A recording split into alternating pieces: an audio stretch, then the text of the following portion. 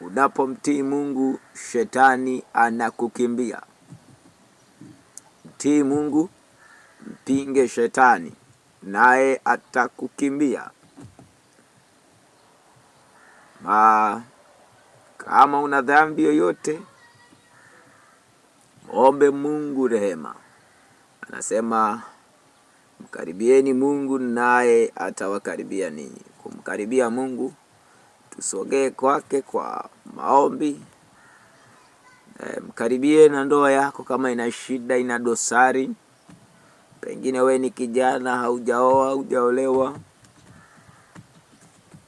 na unamhitaji Mungu sana. Hakikisha unamkaribia yeye, maana ni msaada na uzima wa kweli katika maisha yetu. Mimi mwenyewe ninamkaribia Mungu kila siku na muhitaji. Vile vile unayenisikiliza, mkaribie Mungu. Kimkaribia Mungu, unahitaji kuoa, unahitaji kuolewa, yeye atakufanikisha. Umeolewa ama umeoa na kuna shida kwa mume wako ama mke wako, ama kwa ujumla watoto wako wana shida, ama uenda kwenye ndoa yako una matatizo,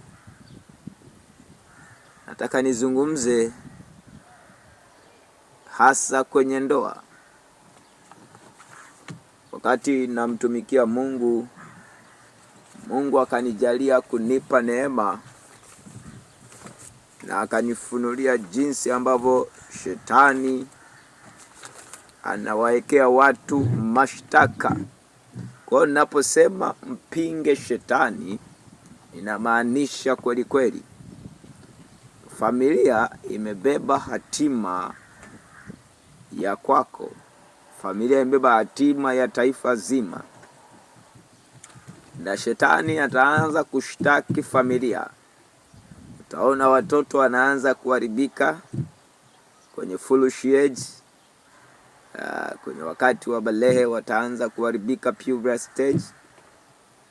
Mkaribie Mungu naye atakukaribia.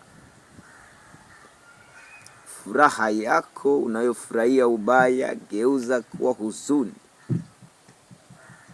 Iwe sikitiko. Kiu yako ya kutenda mabaya, geuza iwe hamu ya kutenda haki. Ili Mungu aponye ndoa yako na aponye maisha. Aponye hiyo ndoa, aponye ujana wako. Ni lazima umtii na kumkaribia. Wakati tulionao ni mchache. Ni nafasi ya kila mmoja kumkaribia Mungu na kuziungama dhambi zake. Kama nilivyosoma maandiko yanavyo hasa na kusihi kwamba sisi wenye dhambi tusafishe mioyo yetu, na kwa sababu tuna nia mbili, tuwe na nia moja, na nia yetu iwe ni Mungu.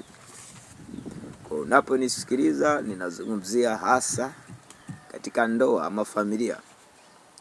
Shetani huwa anatoa mashtaka mengi. Nitakuonyesha baadhi ya mashtaka kama 8 ambayo shetani huwa anashtaki watu.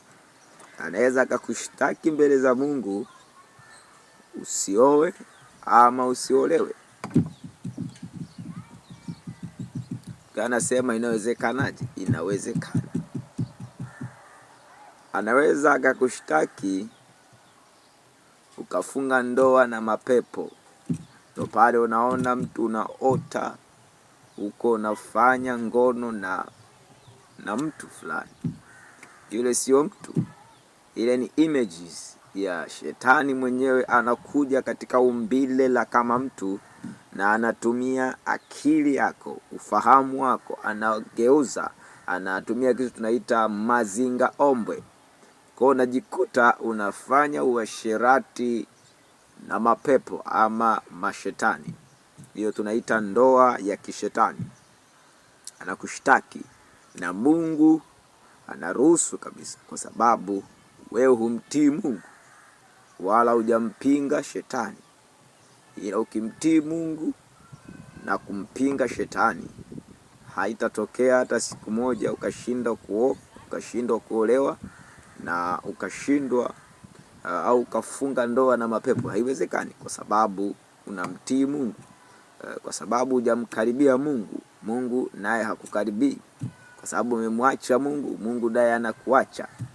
Kwa hiyo tunapozungumzia masuala kama haya, ni ya msingi kila mtu anayesikia aweze kumkaribia Mungu wake. Karibie Mungu naye atakukaribia. Kwa mashtaka hayo mawili nimeyataja, ya msingi sana. Anakushtaki usioe ama usiolewe. Anakushtaki uwe na ndoa ya kipepo au ya majini. Nitakwambia baadaye nini anafanya mpaka anafanikiwa kukushtaki.